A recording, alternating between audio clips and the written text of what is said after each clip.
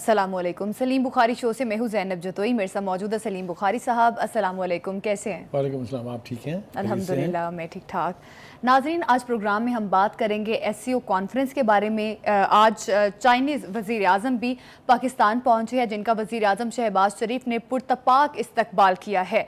14 से 15 तक ये अहम कॉन्फ्रेंस होने जा रही है, जिसमें मुख्तलिफ ममालिक के वज़राए आज़म भी शरीक होंगे। और इस कॉन्फ्रेंस में पाकिस्तान के लिए क्या है, इस पर आज प्रोग्राम में हम बात करेंगे। एक तरफ तो SCO कॉन्फ्रेंस है, दूसरी जानिब पाकिस्तान तहरीक इंसाफ ने एहतजाज की कॉल दे रखी है। अब देखना यह है कि पाकिस्तान तहरीक इंसाफ ने एक शर्त रखी है कि अगर उनकी बानी PTI से मुलाकात करवा दी जाती है तो शायद ये एहतजाज मौखिर हो जाए, वरना एहतजाज होगा।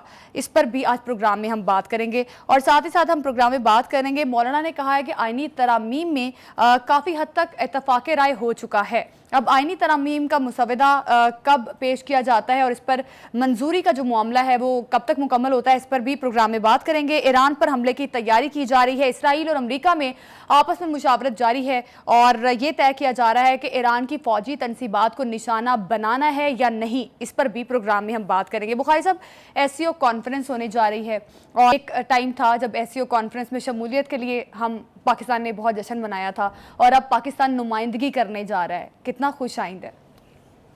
हाँ देखिए, बहुत बड़ा इवेंट है, इसमें तो कोई शुबा नहीं है। इंटरनेशनली अगर आप इसको देखें तो इसकी अपनी एक सिग्निफिकेंस है, इसका अपना एक मकाम है, उसको तो कोई डिनाई नहीं कर सकता। असल में थोड़ा सा हमें हिस्ट्री को रिकॉल करना पड़ेगा। देखिए, जो जितनी भी बड़ी बैनुल-अक़वामी अदारे थे, ख़ासतौर से यूनाइटेड नेशन था, आपने देखा organisation of Islamic unity conference थी, फिर आपने देखा अरब लीग थी, फिर आपने देखा एक बहुत बड़ी मूवमेंट थी नॉन अलाइंड मूवमेंट। ये सारे इररेलेवेंट होते जा रहे हैं आहिस्ता आहिस्ता। सारे तो मैं नहीं कहूँगा कि इररेलेवेंट हो गए, लेकिन अक्सर इररेलेवेंट हो गए, क्योंकि जिस तरह अब आप देख रहे हैं कि गज़ा में क्या हो रहा है और लेबनान में अब क्या हो रहा है और यूनाइटेड नेशन चुप है। चुप इसलिए मैं कह रहा हूँ कि बिला बावजूद इसके कि गुतरस साहब बहुत चिल्ला चिल्ला के कह रहे हैं कि खुदा के लिए बंद कर दे इसको, लेकिन कुछ सुन नहीं रहा उनकी। इसलिए कि यूनाइटेड नेशन जो है वो अमेरिका की आंख के इशारे पे चलने वाला एक अदारा है और जब तक वो नहीं चाहेगा, और जहाँ तक इसराइल का ताल्लुक है, इसके हवाले से कभी भी अमेरिका जो है वो कुछ नहीं होने देगा यूनाइटेड नेशन के फोरम पर, ठीक है। इसी तरह हमने देखा नॉन अलाइंड मूवमेंट एक वक्त में बहुत बड़ी मूवमेंट के तौर पे सामने आई थी, लेकिन फिर आहिस्ता आहिस्ता फिजल आउट हो गई जी। और अब आ जाइए जनाब, रीजनल ऑर्गेनाइजेशन जब से बननी शुरू हुई हैं तो एक नई कुव्वत इख्तियार करती जा रही है। मिसाल के तौर पर आसियान जो है, association of east Asian Nations, उसने आप देखिए उसने कितना काम किया अपने रुकन ममालिक के लिए इंडोनेशिया, मलेशिया, ये सारे उसमें शामिल हैं, बेपनाह काम हुआ है। इसी तरह से RCO जो रीजनल कोऑपरेशन ऑर्गेनाइजेशन थी जी, जिसके हम रुकन हैं, और अब ये SCO सिंघाई कोऑपरेशन ऑर्गेनाइजेशन। तो फोरम के एतबार से तो ये बहुत बड़ा फोरम है। क्यों, इसकी भी बैकग्राउंड थोड़ी सी शेयर करनी पड़ेगी जी। वो ये है कि एक सोच बहुत देर से मौजूद है कि अमेरिका की जो अजारादारी है पूरी दुनिया के ऊपर, इसको ख़त्म किया जाए। अमेरिकी डॉलर की जो डोमिनेंस है दुनिया की ट्रेड में, उसको ख़त्म किया जाए। तो ये ऑब्जेक्टिव तो बहुत बड़े हैं। इसी हवाले से फिर हमने एक बाज़गश्त सुनी थी कि शायद एक दूसरा ब्लॉक बन रहा है जिसको चाइना और रशिया जो है वो लीड करेंगे जी। तो मैं ये समझता हूँ, I can be proven wrong letter, but मैं कन्विक्शन से ये समझता हूँ कि RCO जो है, this is the beginning towards that objective. इसीलिए इसकी सिग्निफिकेंस और बढ़ जाती है। अगर भारत के बस में होता तो वो यहाँ अपने फॉरेन मिनिस्टर को नहीं भेजता, लेकिन वो इसलिए भेज रहे हैं कि ऐसा ना हो कि पाकिस्तान इस पूरी सूरत हाल से कोई फ़ायदा उठा जाए या कोई माइलेज ले जाए या इसको कोई एडवांटेज मिल जाए। तो इसलिए उन्होंने भेजा कि मॉनिटर करें कम से कम, ठीक है जी। चाइना के प्राइम मिनिस्टर जो है वो पहुंच गए हैं पाकिस्तान, अभी हम स्क्रीन पे हमारे दिखा भी रहे थे ये। यकीनी तौर पे 11 साल के बाद ये किसी भी चाइनीज़ प्राइम मिनिस्टर का पाकिस्तान आना जो है, इट इज़ वेरी सिग्निफिकेंट। इसी तरह से 2014 में अगर आपको याद हो, जब आपके और हमारे अब्दुल अजीज़ खान साहब की हुकूमत का धरना चल रहा था जी, तो वो मुलाकात, वो विज़िट जो है, वो दौरा उन्होंने मुलतवी करवा दिया था। उनकी वजूहात उस वक्त भी वो बयान नहीं कर पाए थे, और अब जब एहतजाज करने चले हैं, जब SCO कॉन्फ्रेंस हो रही है, तो उसमें भी सिवाय ज़िद के और कोई ऑब्जेक्टिव नहीं है। इतना बड़ा इवेंट है, पाकिस्तान के अंदर इतने 9 के करीब प्राइम मिनिस्टर आ रहे हैं, एक हेड ऑफ स्टेट आ रहा है, तो تھوڑا سا کہتے ہیں نا کہ موقع کی نزاکت بھی دیکھنی چاہیے. اپنی پارٹی انٹرسٹ، پولیٹیکل انٹرسٹ اور اپنے ذاتی انٹرسٹ سے اوپر بھی دنیا بستی ہے جہاں تک ملک کا تعلق ہے. تو پاکستان کی خاطر میرے خیال سے اگر تھوڑا سا یہ جیسچر دکھایا جاتا ہے کہ اس ایونٹ کو ہونے لے دیں. پاکستان بھی یہی ہیں، آپ بھی یہی ہیں، احتجاج بھی یہی ہیں، سارے احتجاج ہوتے رہیں گے. اچھا بخاری صاحب، اب یہ جو 2 دن ایونٹ جاری رہے گا، معاشی تجارتی لحاظ سے پاکستان کو کتنا فائدہ ہو سکتا ہے، پاکستان کے لیے کتنا یہ میں اسی کے اوپر آنا چاہتا ہوں. پہلے ہم اپنی وہ بات مکمل کر لیں کہ انٹرنیشنلی اس کا کیا امپیکٹ ہو سکتا ہے. کیونکہ بڑے دیکھیں جو بنیادی فلسفی ہے نا ایس سی او کے پیچھے، وہ تو یہی ہے کہ ریجنلی آپس میں پہلے اپنے آپ کو اسٹرانگ کیا جائے تاکہ وہ جس سیکنڈ ورلڈ اسٹرانگر بلاک کی میں بات کر رہا ہوں اس کی طرف بڑھا جا سکے. ایز سچ آپ دیکھیے ایس سی او میں ہم ہیں، روس ہے، چائنا ہے اور بھارت ہے. یہ چاروں ملک دنیا کی آبادی کے اعتبار سے سب سے بڑے ملک ہیں. لہٰذا اگر آپ اس کو منڈی کے اعتبار سے دیکھیں تب بھی یہ آپس میں ٹریڈ ان کی جو ہے وہ کسی بھی لیول تک جا سکتی ہے. پاور کے اعتبار سے اگر آپ دیکھیں مینوفیکچرنگ سیکٹر میں چلے جائیں، آپ ڈیفنس میں چلے جائیں، آئی ٹی میں چلے جائیں، جس بھی سیکٹر میں آپ دیکھیں یہ چار ملک ہی آپس میں بہت کچھ کر سکتے ہیں. اس لیے جو ریجنل کنٹریز ہیں ان کو پہلے اس فورم کو اسٹرینتھن کرنے کے لیے بہت کچھ کرنے کی ضرورت ہے. مثال کے طور پر یہ نہیں ہونا چاہیے کہ جس طرح انٹرنیشنل کانفرنسز ہوتی ہیں کہ وہ نشستاً گفتن برخاستاً، آپ آئے، بیٹھے، ملے، بات چیت کی، کوئی فیصلہ نہیں، کوئی کچھ نہیں، گھر چلے گئے. تو اس فورم کو میرے خیال سے فعال بنانے کے لیے یہ بہت ضروری ہے کہ یہاں پر وہ آبجیکٹو حاصل کیے جائیں جس کے لیے یہ یعنی ادارہ یعنی تنظیم جو ہے وہ تشکیل پائی تھی اور جس کے لیے یہ اجلاس ہو رہا ہے. کہا تو جا رہا ہے کہ بڑے معاہدے ہونے جا رہے ہیں. اس وقت جو ہے پاکستان کی معیشت کے اعتبار سے اگر ہم دیکھیں تو بہت سا کام ہو رہا ہے، بہت سا کام ہو چکا ہے، بہت سا کام ابھی ہونا باقی ہے. ہم اکانومی کے اعتبار سے یہ نہیں کہہ سکتے ہم سٹیبل ہو گئے ہیں، we are in the process. لہٰذا ہمیں ہر تمام وہ راستے ایکسپلور کرنے ہیں جس سے پاکستان کو اکنامک سٹیبلٹی بھی ملے. اور جب ہم اکنامکلی سٹیبل ہوں گے تو یقینی طور پہ ہم یعنی پولیٹیکلی بھی سٹیبل جو ہے وہ ہو جاتے ہیں. ایس سی او جو ہے جس کی بنیاد روس اور چائنا نے رکھی تھی 2001 میں، اور اس کے بعد سے اس کے ممبران کی تعداد بھی بڑی ہے. اس میں افغانستان کو ایک آبزرور کا سٹیٹس دیا گیا تھا، لیکن چونکہ افغانستان کی حکومت جو ہے اس وقت جو حکومت ہے وہاں عبوری حکومت جو ہے وہ اپنی پریویس حکومت کو تسلیم نہیں کرتی ہے، اس لیے ان کی کمٹمنٹس کے تحت پھر ان کو بلایا بھی نہیں جا رہا ہے. تو 2021 کے بعد سے ان کو کسی نے نہیں بلایا، انوائٹ ہی نہیں کیا ہے. ٹھیک ہے جی. اب آج جناب اس کانفرنس کے آبجیکٹیوز کیا ہیں؟ دیکھیے پہلا اس کا آبجیکٹیو جو ہے وہ تو ہے جیو اسٹریٹجک انٹرسٹ جو ہے اس کو پروٹیکٹ کیا جائے اس کو. دوسرا ہے کانفلکٹ ریزولوشن. تیسرا ہے economic cooperation and global governance. اور چوتھا ہے کلائمیٹ ایکشن اینڈ سسٹینیبلٹی. آپ دیکھیں اگر آپ اس کے آبجیکٹیو دیکھیں تو بہت نوبل ہیں. آپ اس کے آبجیکٹیو دیکھیں تو عوام الناس ان ملکوں میں جتنی بھی لوگ بستے ہیں ان کی بہتری کے لیے، ان کے ایک اچھے مستقبل کے لیے یہ سارے ٹارگیٹس جو ہیں ان کو ایڈریس کیا جا رہا ہے اس کانفرنس میں. ابھی ایک شارٹ بریک لیتے ہیں، ہمارے ساتھ ہی رہیے گا.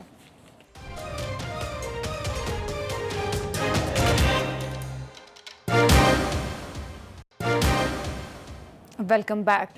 جو ڈالر کی میں نے مونوپلی کی بات کی وہ بڑی انفارچونیٹ سچویشن یہ ہے کہ دنیا بھر میں جتنی بھی ٹریڈ ہو رہی تھی وہ پہلے ہو رہی تھی ڈالر میں. اگر آپ کو یاد ہو وہ جو معاہدہ ہوا تھا جس کے تحت آئل کی جو سیل ہے اس کو بھی جوڑ دیا گیا تھا ڈالر کی باسکٹ کے ساتھ، اس نے بھی بہت تباہی کی ہے. تو اب میرے خیال سے کچھ لوگوں نے، کچھ ممالک نے تو آپس میں شروع کر دی ہے. مثلا رشیا اور چائنا جو ہے وہ ڈالر میں ٹریڈ نہیں کرتے ہیں. یعنی اس کو آپ دوسرا نام دے سکتے ہیں کہ یہ بارٹر ٹریڈ ہے کہ آپ مجھ سے لیں چیزیں، میں آپ سے لوں چیزیں اور بیلنس آؤٹ ہو جائیں بعد میں. تو بائلیٹرل ٹریڈ ایک اسینشل ایلیمنٹ ہے اس ریجن کے تمام ملکوں کے لیے کہ باہمی تجارت کو فروغ دیں اور ڈالر سے نجات حاصل کریں جتنی جلدی ہو سکتی ہے. اس کے لیے بے پناہ لیول کے اوپر کوششیں ہو رہی ہیں. پاکستان بھی اب چائنا کے ساتھ جو ہے لوکل کرنسی کے اندر ٹریڈ کرنے کے لیے آلموسٹ ریڈی ہے. ہم بھی اب ڈالر سے نجات حاصل کرنا چاہ رہے ہیں چونکہ ہماری امپورٹ جو ہے اس کا بڑا حصہ جو ہے وہ چائنا سے آتا ہے. اس لیے ہمیں اس ڈالر سے نجات اگر ملے گی تو ہمارا روپیہ جو ہے وہ اسٹرینتھن ہوگا. اچھا بخاری صاحب، اب انڈیا بھی آ رہا ہے اس اجلاس میں کانفرنس میں شریک ہونے کے لیے انڈیا کے وزیر خارجہ ہیں جے شنکر صاحب وہ بھی شامل ہو رہے ہیں, لیکن اس سے قبل کوئی میٹنگ نہیں کی پاکستان کے ساتھ, تو پھر دیکھیے ہوتا یہ ہے کہ جب اس طرح کی انٹرنیشنل کانفرنسز ہوتی ہیں تو جو ہوسٹ کنٹری ہوتی ہے وہاں پر بہت ساری سائیڈ لائن کے اوپر آپس میں بھی میٹنگیں ہوتی ہیں ہیڈ آف اسٹیٹس کی, اور بائی لیٹرل میٹنگ بھی ہوتی ہیں ہوسٹ کنٹری کے ساتھ. چائنا سمیت بہت سارے ملکوں کے ساتھ اس طرح کا انٹریکشن ہو رہا ہے, ان کے ساتھ نہیں, لیکن انڈیا جو ہے اس نے نہ اس کو آپٹ کیا ہے نہ اس کی خواہش کا اظہار کیا ہے. لہذا جیسا میں نے شروع میں کہا تھا کہ یہ تو آ رہے ہیں دیکھنے کے لیے کہ پاکستان کا فائدہ تو نہیں ہونے جا رہا, یہ ہمیں مانیٹر کرنے کے لیے آ رہے ہیں, یہ ان کا اور کوئی انٹرسٹ نہیں ہے. ٹھیک ہے جی. دوسری بات یہ ہے کہ چائنا کے پرائم منسٹر صاحب جو ہیں ہمارے پاس یہاں آ گئے ہوئے ہیں, ان کے یعنی یہاں موجودگی میں 2 کام ہونے ہیں. ایک تو بائی لیٹرل میٹنگز ہوں گی, وہ تو ہونی ہی ہونی ہے, لیکن گوادر ایئرپورٹ کا باقاعدہ افتتاح جس کو کہتے ہیں جی ورچوئل ہوگا وہ, لیکن ہوگا افتتاح اس کا. Gwadar airport is a very huge airport. اس کی تھوڑی سی تفصیل اگر آپ اجازت دیں گی تو ہم. اچھا بخاری صاحب, اب اس کانفرنس میں ایران بھی شامل ہونے جا رہا ہے. آپ کو کیا لگتا ہے کہ خدا نہ خواستہ اگر ایران کی اسرائیل کے ساتھ جنگ چھڑ جاتی ہے تو ان کے لیے کیا ایس کانفرنس میں کیا ہو سکتا ہے, کوئی ڈسکشن ہوگی اس معاملے پر بھی؟ جی میں آپ کے سوال کی طرف آتا ہوں, اگر آپ مجھے اپنا پہلا جواب مکمل کر لیں دیں. وہ ہم نے کہا تھا کہ ہم اپنے ناظرین کو بتاتے ہیں کہ گوادر ایئرپورٹ ہے کیا. ہاں گوادر ایئرپورٹ, دیکھیے پہلی بات تو یہ ہے کہ یہ گوادر ایئرپورٹ جو ہے یہ 4,300 ایکڑ رقبے پر واقع ہے, جس کو آپ دوسرے لفظوں میں کہہ سکتے ہیں کہ 17 مربع کلومیٹر جو ہے یہ اس کا ہے, جس میں اس کا جو رن وے ہے اس کی لمبائی جو ہے 3,658 میٹر ہے, جو پاکستان میں تمام ایئرپورٹ سے بڑا ہے, اور اس کی وڈتھ جو ہے یعنی چوڑائی جو ہے وہ 75 میٹر ہے.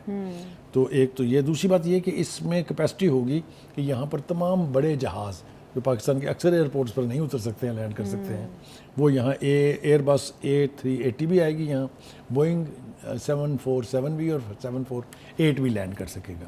That way it's going to be a very big. میں گیا تھا گوادر تو میں دیکھ کے آیا ہوں یہ ایئرپورٹ. وہ اس وقت بھی حالانکہ بہت بنیادی سٹرکچر تھا اس وقت بھی لگ رہا تھا کہ it is going to be a massive airport. اور ہماری اطلاع یہ بھی ہے کہ نمبر آف فلائٹس جو انٹرنیشنل ٹچ ڈاؤن کریں گے جب یہ مکمل کمیشن ہو جائے گا تو you will be surprise to know that they will be more than Karachi airport, more than Lahore airport, more than Islamabad airport. ٹھیک ہے جی. دوسری بات یہ ہے کہ جی یہ ایربین سی میں ہے گوادر پورٹ جو ہے, اور گوادر پورٹ پہلے مرحلے میں 3 برس بن کے کمیشن ہو چکی ہوئی ہیں, آلموسٹ چوتھی جو ہے وہ کمیشن ہو رہی ہے, لیکن اس کے فیز 1 میں 2030 تک 50 برتھ بننی ہے. اس میں ذرا تصور کریں کتنا بڑا ہونے جا رہا ہے, اور 2037 تک یہ تعداد برتھس کی جو ہے جہاں آگے جہاز لنگر انداز ہوتا ہے, جہاں لوڈ ان لوڈ ہوتا ہے, وہ 100 تک پہنچ جائے گی فیز 2 میں. تو that is going to be a massive port city with a massive airport. اور آپ تصور کریں کہ جب یہ سب کچھ ہونے لگے گا تو وہاں کی لوکل پاپولیشن کو کس قدر جاب ملیں گے, کتنی بے روزگاری جو ہے اس کا خاتمہ ہوگا. اب آ جائیں آپ کے سوال کی طرف.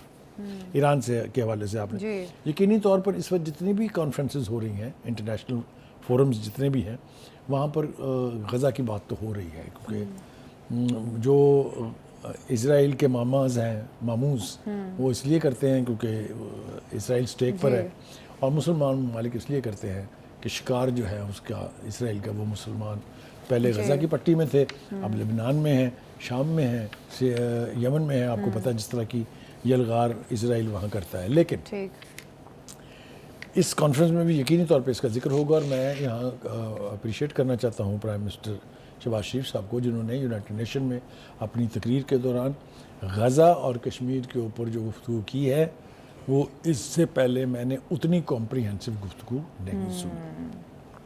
وہ یہاں پروجیکٹ اس لیے نہیں ہو سکی کیونکہ نون لیگ جو ہے وہ سوشل میڈیا کے اعتبار سے کافی پیدل کیا بالکل پیدل ہے, ورنہ وہ تقریر جو ہے اس میں بے پناہ پوائنٹ ایسے تھے جن کو ہائی لائٹ کیا جا سکتا ہے. اچھا جی, تو اس کانفرنس میں بھی یقینی طور پہ غزہ کی بات ہوگی. ایران کو ان تمام انٹرنیشنل فورمز پر اپنا پوائنٹ آف ویو پروجیکٹ بھی کرنا ہے, اور یہ توقع بھی رکھنی ہے کہ اس کو سپورٹ کیا جائے گا اس کی کاز کو. اس وقت ہم دیکھ رہے ہیں کہ دھمکیوں کا ہم آئیں گے غزہ کے اوپر بات جب کریں گے تو اس میں تفصیل کے ساتھ ہم اس کی جو ہے وہ بات کریں گے. تو ایس سی او جو ہے وہ انشاءاللہ ایک کامیاب کانفرنس ثابت ہوگی یقینی یقیناً طور ایک پہ، کامیاب اس میں کانفرنس کوئی شامل دو رائے ہوگی. نہیں ہے. اور اب دیکھنا لیکن یہ جیسا ہے میں کہ نے ایک اور بات جی رہ گئی ہے، وہ یہ کہ جیسا میں نے کہا تھا کہ چائنا کے جو پرائم منسٹر ہیں ان کی وزٹ جو ہے وہ ایکسٹینڈڈ ہے، جی تو وہ ایک دن زیادہ ٹھہر رہے ہیں، تو اس دوران میں کافی سارے ایم او یوز بھی سائن ہونے ہیں. اور جب کبھی بھی ٹاپ لیڈرشپ آتی ہے چائنا سے، یقینی طور پر پاکستان کے لیے ایک اچھا پیغام بھی لے کے آتی ہے اور اس کے نتائج بھی بہت مثبت نکلتے ہیں. بالکل آنے والے 2 دن کافی اہم ہیں. ابھی ایک شارٹ بریک لیتے ہیں، ہمارے ساتھ ہی رہیے گا.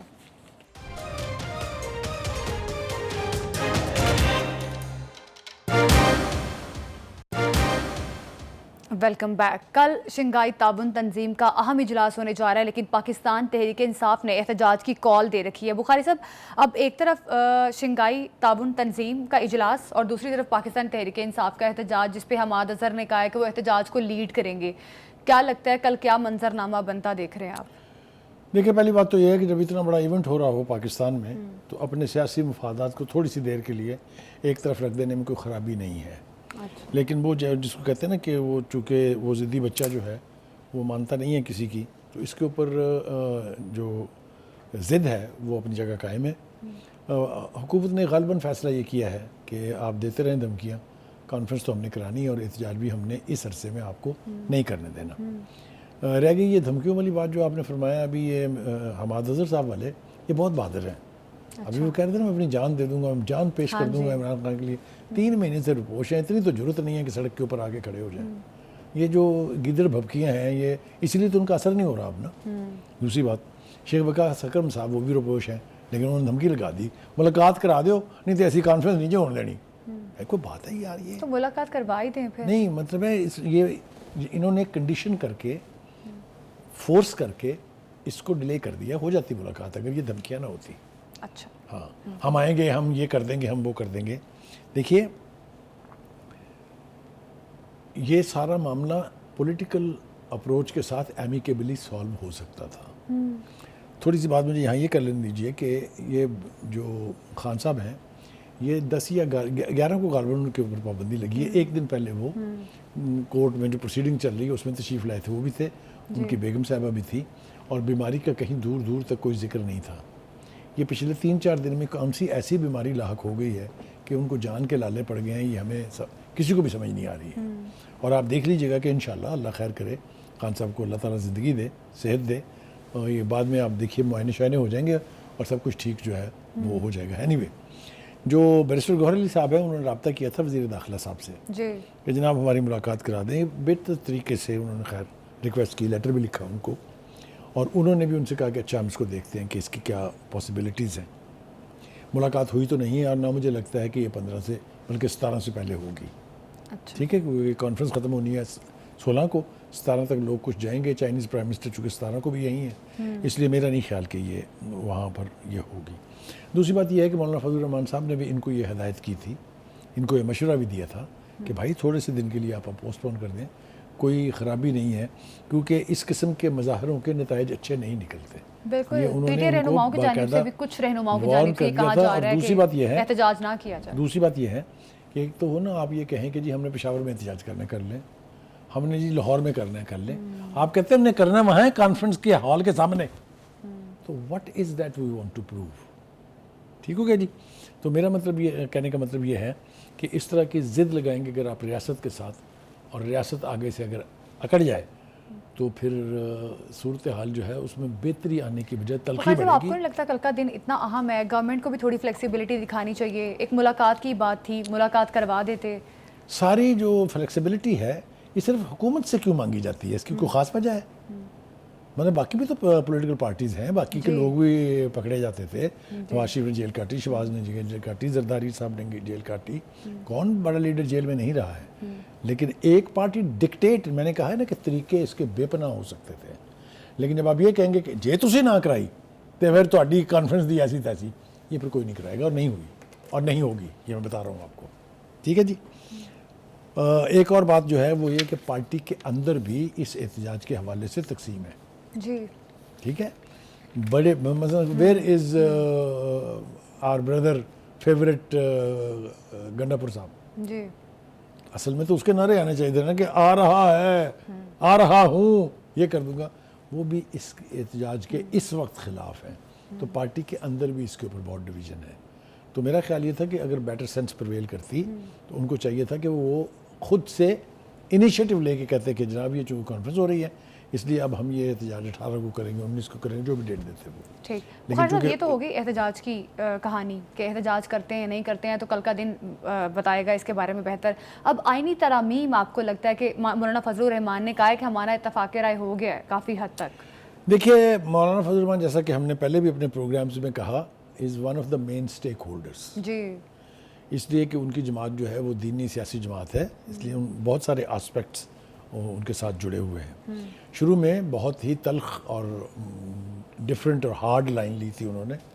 ایک وقت تو ایسا تھا کہ انہوں نے کہا تھا اس کے اوپر بات بھی نہیں کریں گے ہم. ہاں بالکل ٹھیک ہے. ایک وقت آیا کہ پھر ان کا ہم نے اس کو یکسر مسترد کر دیا ہے. پھر انہوں نے کہا کہ ہم اپنا ڈرافٹ بنا رہے ہیں. ہاں جی. پھر انہوں نے کہا ہم اپنا ڈرافٹ طریقہ انصاف کے ساتھ مل کے بنائیں گے. تو مل کے تو بنا نہیں, وہ تو راضی ہو گئے. وہ جا کے سندھ میں انہوں نے کہہ دیا کہ جی ہمارا تو اتفاق ہو گیا ہے. ہاں جی. تو مولانا جو ہے is a master of springing surprises. تو وہ سرپرائزز جو ہیں وہ کر دیتے ہیں. تو اگر یہ اتفاق رائے ہو گیا ہے تو پھر 2-3 باتیں تو طے ہیں.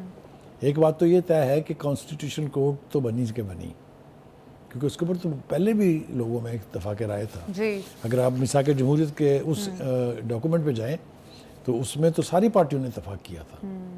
مولانا فضل الرحمان بھی بہت عرصے تک یہ کہتے رہے کہ ہاں ہم کانسٹیٹیوشنل کورٹ کے حق میں ہیں. وہ تو میرے خیال سے وہ جو ملاقاتیں ہوئی ان کی پی ٹی آئی کی اس کے بعد پھر وہ کورٹ سے بینچز بنانے پر آ گئے تھے. اب کاہے پہ اتفاق رائے ہوا ہے وہ تو جب سامنے آئے گی بات. لیکن یہ میں بتا دوں آپ سے کہ اس کے حوالے سے میرا نہیں خیال کہ اس کانفرنس کے دوران کوئی چیز سامنے آئے گی.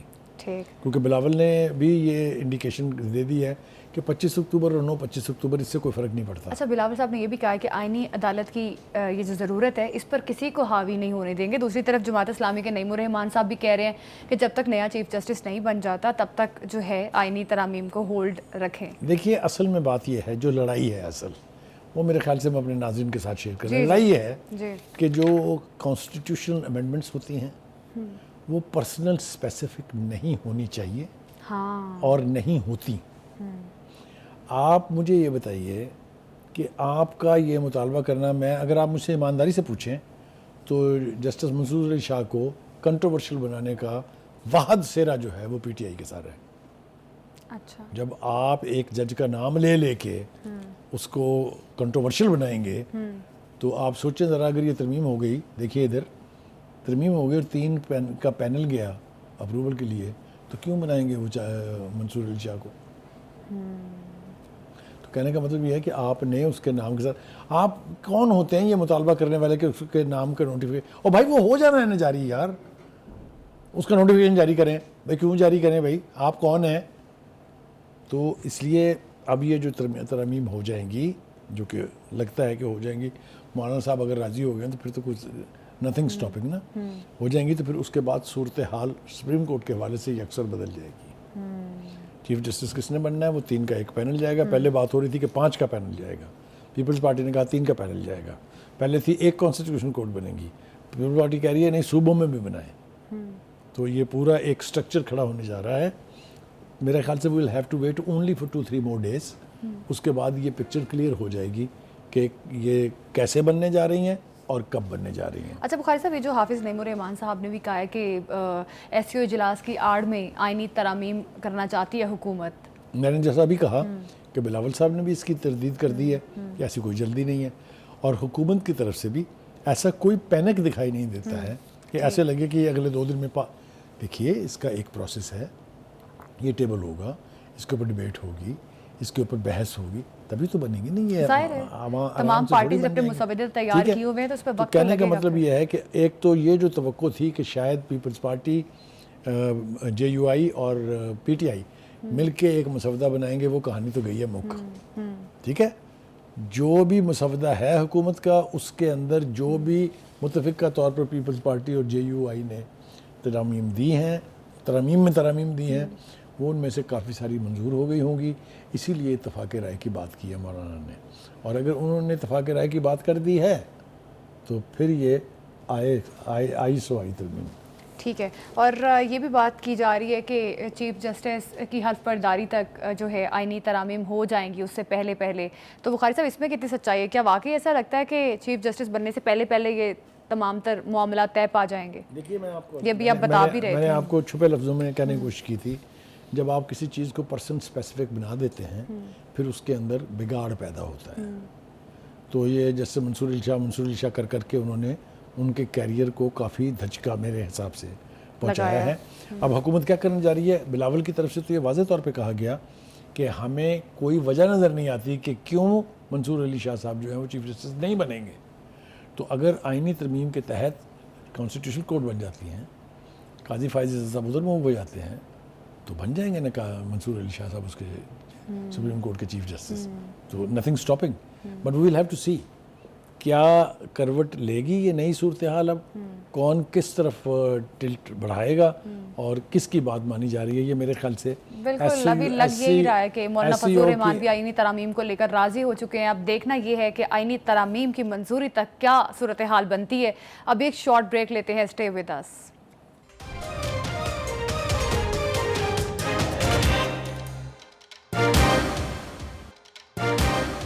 Welcome back. ईरान पर हमले की तैयारी की जा रही है। इसराइल और अमेरिका में इस वक्त बातचीत चल रही है। बुखारी साहब, कहा यह जा रहा है कि ईरानी फ़ौजी तनसीबात को निशाना बनाया जाएगा, ये भी एक ख़तरा अभी लाहक है।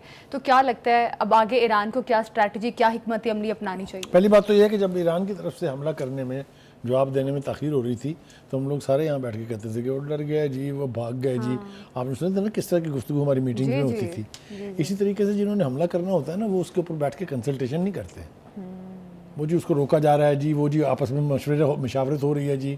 तो अगर तो उनका ख्याल ही है कि इस तरह से ईरान को डराया जा सकता है, तो ये तो जाए भूल। ठीक है। दूसरी बात ये है कि ईरान मेंटली और फिज़िकली तैयार है कि इसराइल ने हमें पढ़ना है और अमेरिका ने उसकी मदद करनी है। ईरान ने वार्निंग दी है अमेरिका को कि अपने फ़ौजी मत भेजना इसराइल में, पछताओगे। अच्छा। बिल्कुल खुले लफ्ज़ों में कहा है कि अपने ग्राउंड ट्रूप्स मत भेजिएगा वहाँ, क्योंकि उनकी जानों को ख़तरा लाहक होगा। ईरान ने ओवर दीज लास्ट 15-20 डेज़ ये साबित किया है, चाहे वो रॉकेट्स बरसें लेबनान से, चाहे वो बरसें सीरिया से, चाहे वो बरसें यमन से, सबको पता है इसके पीछे कौन है। और ख़ुद ईरान ने भी ये साबित किया कि भाई साहब आप इतने अनवनरेबल नहीं हैं, आप वनरेबल हैं। आपका जो वो आयरन डोम है वो ज़मीन धड़क बोस हो चुका हुआ है सारा। ठीक है। असल बात यह है कि अगर ईरान पर हमला होता है तो ये मामला एस्केलेट होगा, कोई दो राय इसके बारे में नहीं है। ठीक है जी। कोई एक वजह हमें ऐसी नहीं लग रही है जिससे हमें ये यकीन हो कि इस कॉन्फ्लिक्ट को एस्केलेट होने से रोका जा रहा है, क्योंकि उसको आप रोक कैसे सकते हैं? आप लगाम देंगे ना नेतन्याहू को, जो बिल्कुल एक बेलगाम घोड़े की तरह से दीवानावार भागा चला जा रहा है। उसके अपने मुल्क के अंदर उसके खिलाफ एहतजाज हो रहे हैं, पूरी दुनिया उसको बुचड़ कह रही है, कोई हिटलर कह रहा है, कोई मुसोलिनी कह रहा है। वो तुला बैठा है इस बात पर कि मैं फ़लस्तीनी कौम को नेस्तो नाबूद कर दूंगा। हम अपने प्रोग्राम में बेशतर दफ़ा कह चुके हैं ऐसा नहीं होगा। अब तक जो मार पड़ रही है गज़ा के अंदर या लेबनान के अंदर लोगों को, वो हमारी मुस्लिम उम्मा की खामोशी है, जिसका मातम हम तसलसल के साथ करते रहते हैं। मैं सलाम पेश करना चाहता हूँ निकारागुआ की हुकूमत को, जिसने इसराइल के साथ अपने ताल्लुकात मनक़ता कर लिए हैं और फ़लस्तीन और लेबनान पर उसके हमलों की शदीद मज़म्मत की है। और वो किधर हैं वो मुस्लिम ममालिक जिन्होंने ताल्लुकात कायम कर रखे हैं इसराइल से? और उनको भी तो यही चाहिए ना। और बाकी के मुस्लिम ममालिक जो इर्द गिर्द बसते हैं उस रीजन के अंदर, उनको चाहिए कि नातका बंद करें इसराइल का, उसकी सप्लाईज बंद करें, उसके लिए एयर स्पेस खोलनी बंद करें, मगर मजाल है किसी के कानों पे जूं रिंग जाए। तो इसलिए ये नेतन्याहू के बेलगाम होने में हमारा अपना भी बहुत कसूर है। मुसलमान ममालिक ने जिस तरीके से बेहिस्सी का, जिस तरीके से लाताल्लुकी का एक तरह से इजहार किया है, बयानात से कुछ नहीं होता। बयानात तो यूनाइटेड नेशन के सेक्रेटरी जनरल एंटोनियो गुतेरेस भी दे रहे हैं, कोई फ़र्क पड़ा उससे? तो बयानात से कुछ नहीं होगा जब तक हम प्रैक्टिकली कुछ नहीं करेंगे। एक बात। दूसरी बात यह है कि जी ईरान की तरफ से भी फिर अमेरिका को और इसराइल को ये बावर कराया गया है कि अगर आप if you will come to get our नेक, तो yours is also at stake. ये आप तो ना रखें कि आप आके हमें तबाह बर्बाद करके। हाँ, ईरान तो बारहा ये यकीन दहानी करा चुके कि अगर हमें टारगेट किया जाएगा तो फिर हम भी उससे बड़ा हमला करेंगे। दूसरी एक बात और जो बहुत अहम है वो ये है कि नेतन्याहू ने कहा था कि जी अक़वाम मुत्तहिदा जो है वो अपने सारे वर्कर्स को लेबनान से निकाल ले। हाँ जी। एंटोनियो गुतेरेस ने कहा नहीं, یونائٹڈ نیشن کا جھنڈا وہاں لہراتا رہے گا, سارا سٹاف وہاں موجود رہے گا. میں سمجھتا ہوں اس طرح کا ایٹیٹیوڈ جب دکھایا جائے گا نیتن یاہو کو تو شاید اس کا غرور کا سر جو ہے وہ جھکے. اگر ہم خاموشی کے ساتھ سب کچھ برداشت کرتے رہیں گے تو وہ اس میں اور زیادہ آگے جائے گا. ایران نے ایک وضاحت بھی دی ہے ساتھ ساتھ کہ دیکھیے 7 اکتوبر کا حملہ جو ہے اس میں ہم براہ راست کسی طرح سے ملوث نہیں تھے, اس لیے کہ وہ ری ایکشن تھا ان تمام اسرائیلی ایکشنز کا جو فلسطینین کے خلاف وہ کر رہے تھے, چاہے وہ رام اللہ ہے, چاہے وہ ویسٹ بینک ہے, چاہے وہ غزہ ہے. اس کا ری ایکشن تھا جو 7 اکتوبر کو ہوا. ہم نے وہ نہیں کرایا تھا, لیکن اس نے یہ کہا کہ ہم یہ نہیں کہہ سکتے کہ ہم غزہ کے لوگوں کے ساتھ نہیں ہیں. بخاری صاحب, اب ایرانی ایٹمی تنصیبات پر اگر اسرائیل واقعی حملہ کر دیتا ہے تو پھر تو بہت بڑی جنگ لگ سکتی ہے. بہت بڑی جنگ کی ابتدا ہونی ہے اس سے. لیکن پھر آپ کا کیا خیال ہے کہ اسرائیل کے جو نیوکلیر انسٹالیشنز ہیں وہ محفوظ رہیں گی؟ میں نے آپ کو کئی مرتبہ کہا ہے, وہ اکثر میں پرائم منسٹر کہہ دیتا ہوں احمدی نژاد کو, پریزیڈنٹ احمدی نژاد جو تھے ایران کے, انہوں نے واضح طور پہ اسرائیل کو اور امریکہ کو بتایا ہوا ہے کہ اگر آپ ہمیں اس دنیا سے ایلیمنیٹ کرنے کے لیے آئیں گے تو ہم شاید آپ کا تو کچھ نہ کر سکیں کیونکہ آپ بہت دور ہیں, لیکن اسرائیل کا وجود جو ہے اس کو نیست و نابود ہم کر دیں گے. اور یہ دھمکی میرے خیال سے ہوا میں نہیں دی گئی ہے. بالکل, اس کے لیے پوری تیاری موجود ہے. کیا ہے نا کہ اتنے عرصے سے ایران اس ریجن کے اندر 4 بڑی جو قوتیں ہیں, جس میں حماس ہیں, جس میں حزب اللہ ہے, جس میں حوثیز ہیں, جس میں سیرین جو ہیں وہ لوگ ہیں, تو وہ کر ہی رہا ہے نا, اسپانسر بھی کر رہا ہے ان کو ہر طرح کی ٹریننگ بھی دی جا رہی ہے. تو اگر ایران کی اپنی جان پر بنے گی, اپنی سروائیول کا مسئلہ ہوگا, تو پھر اسرائیل کی سروائیول بھی سیف نہیں ہے. بالکل, یقیناً اسرائیل کی سروائیول بھی سیف نہیں ہے.